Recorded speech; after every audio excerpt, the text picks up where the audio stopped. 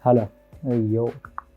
لو انت من جيل الالفينات تحديدا من 2000 ل 2007 مثلا، فالفيديو ده ليه. جيل الالفينات او بدايه الالفينات تحديدا هو اكتر جيل طفولته مظلومه، ومش الطفوله بحد ذاتها، لا يعني احنا طفولتنا كانت حلوه بصراحه، بس طفوله مظلومه اعلاميا. يعني النوستالجيا بتاعت الطفوله كتير بنشوف فيديوهات عن طفوله جيل التسعينات الفشيخه الجميله، سبيستون وقناة شباب المستقبل وكابتن ماجد والمحقق كونان والحاجات الجامدة دي. بس يعني دي مش طفولتنا احنا برضه. هو احنا مين؟ احنا جيل الألفينات. هما تقريبا 3 4 سنين كده هما اللي عاشوا تقريبا نفس الطفولة، يعني عشان كده بنتكلم عنهم. ممكن نقول أوائل الألفينات. ببساطة الجيل اللي عاش انطلاق ببساطة الجيل اللي عاش انطلاق ببساطة الجيل اللي شاف انطلاق كارتون نتورك مثلا. يعني طفولته بدأت من 2010 ل 2015 مثلا. بص، المثال الحقيقي في الموضوع ده هو جيل 2005. بس زي ما قلت، يعني سنة فوق وسنة تحت، او سنتين فوق وسنتين تحت. وبرضه مهما حصل مش عارف اقول ايه. الناس دي فعليا يعني متأثرة جدا بموضوع الطفولة اللي انتهت مرة واحدة كده بالنسبة لهم. وطبعا انا كنت من الناس دول. جيل أوائل الألفينات بالتحديد 2003 2004 2005 و2006 وممكن فوق وتحت. طفولتنا كانت مختلفة شوية عن طفولة التسعينات، لأن يعني احنا كنا ما بين جنريشن زد اللي هو الجيل الحالي، جيل الأيباد الفعلي اللي احنا بنوصم بيه. يعني عن الايباد يعني احنا جيل التابلت، يعني احنا لا نرغب ان احنا نبقى جيل الايباد، لان سيادتك الايباد ب 2000 دولار. ما علينا. طفولتنا كانت متنوعة ما بين الكرتون ولعب الكورة وحاجات كتيرة، يعني مش هفتكر. بس خصوصا في نقطة الكرتون، فجيل التسعينات بيحقر من طفولتنا الكرتونية. طلع بقى نظريات مؤامرة عن إن ازاي القنوات اللي كانت بتعمل لنا الكرتون كانت بتدس السم في العسل والعسل في السم والحاجات دي. بس يعني في النهاية طفولتنا الكرتونية كانت مثالية. أنا مش جاي إن أنا أتكلم في موضوع الطفولة الكرتونية بقى، وإن إزاي كنا بنتفرج على كرتون نتورك ولا ام بي سي 3 ولا القنوات دي كلها، ولكن أنا جاي أسأل سؤال معين: ليه طفولة جيلنا مظلومة إعلاميا؟ موضوع بسيط، ده لأننا نصنف على إننا جينيريشن زد أو جيل زد. ببساطة جيل زد هو الجيل اللي اتولد من 2000 لحد 2010، وهو بيتصنف على إنه أهم جيل حاليا، لأنه هو اللي هيدير العالم بعد 10 سنين تقريبا. وكون إننا جيل زد، فأنت دايما بتتحط في قالب واحد، وهو قالب إن أنت جيل الأيباد. واللي هو أصلا جيل الأيباد إيه؟ الأيباد ب60,000 جنيه يا صاحبي.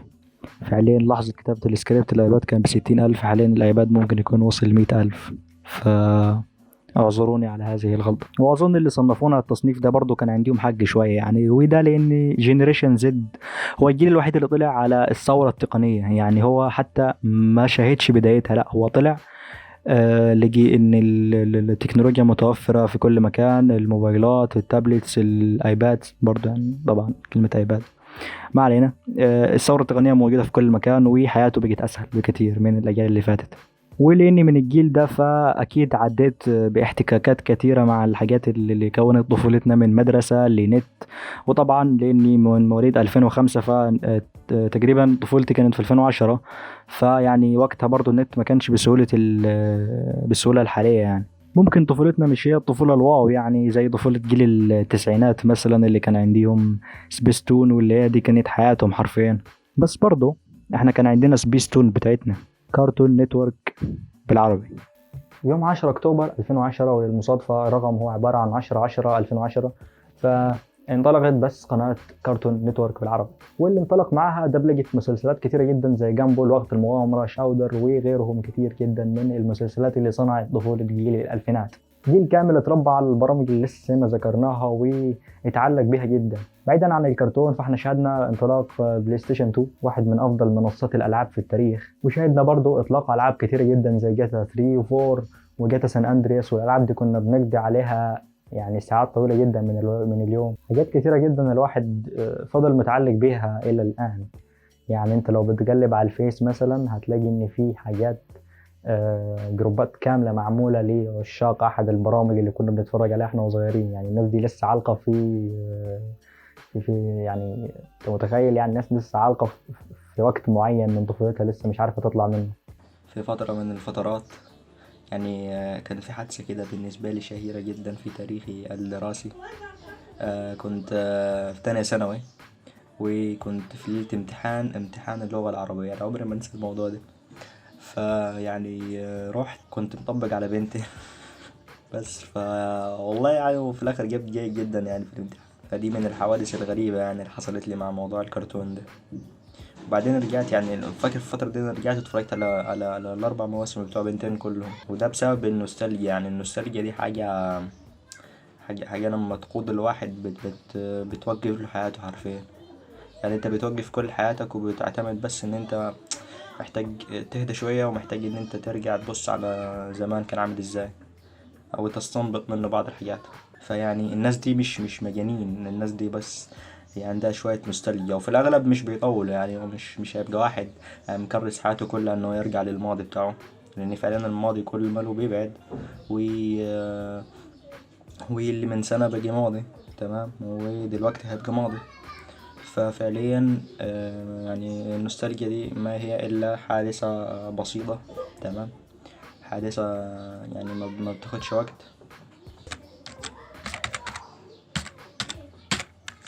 طيب كده ممكن ناخد تعريف النوستالجيا معاكم كده. النوستالجيا أو الحنين للماضي، وكلمة نوستالجيا دي هي كلمة يونانية قديمة بتعني ألم الشوق، يعني لك أن تتخيل. هو مصطلح يستخدم لوصف الحنين إلى الماضي، إذ يشير إلى الألم الذي يعانيه المريض تمام، أثر حنينه للعودة لبيته وخوفه من عدم تمكنه من ذلك للأبد. وصفت على أنها حالة مرضية أو شكل من أشكال الاكتئاب في بدايات الحقبة الحديثة. ما علينا يعني مش هنكمل، بس واضح إنه مرض نفسي يعني من مصطلحات علم النفس. أنا مش دارس علم نفس بصراحة، بس يعني واضح إنه صنفت كمرض نفسي في فترة من الفترات.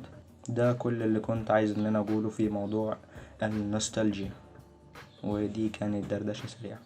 وفي النهاية حابب أقول إن كل جيل بيحن للحاجة اللي هو عاشها في طفولته، وإن طفولة جيل الألفينات لا تقل عظمة عن طفولة جيل التسعينات. وبرضه يعني أنا واحد برضه بحب جيل التسعينات بصراحة، يعني طفولتهم عظيمة تقريبا، هم المنافس الأول لينا يعني. ما علينا.